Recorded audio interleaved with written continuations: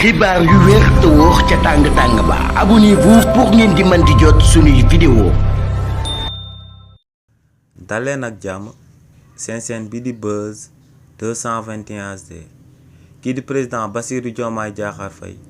di président kullu sénégalais tey ci occasion wu feetu indépendance bi nga xam ne dinañ ko daal di célébrer daal di koy feete ci réewu Sénégal te mu war a daal di nekk 65e feetu indépendance bi nga xam ne réewu Sénégal dina ko daal di amal jëmale ko ci lu mu daal di am indépendance en 1960 kii di président Bassirou Diomaye Diakhar Faye daal dinay xamal sénégalais yi que ne tey dina daal di teewe feet boobee ca Dakar di capitalu réewu Sénégal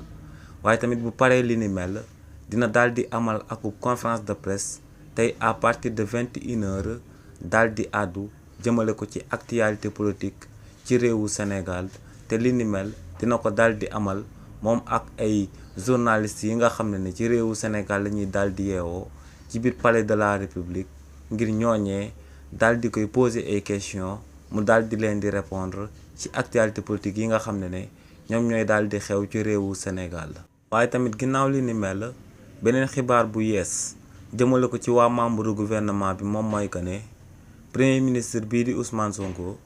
ginnaaw bañ fi adopté loi interprétative bu amnistie bi kookee daal dinay xamal kullu sénégalais que ne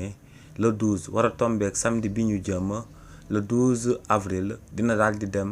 ca biir assemblée nationale ngir tamit daal di àddu jëmale ko ci actualité politique bi ci réew mi di Sénégal bu ko defee député yi nga xam ne dañoo bokk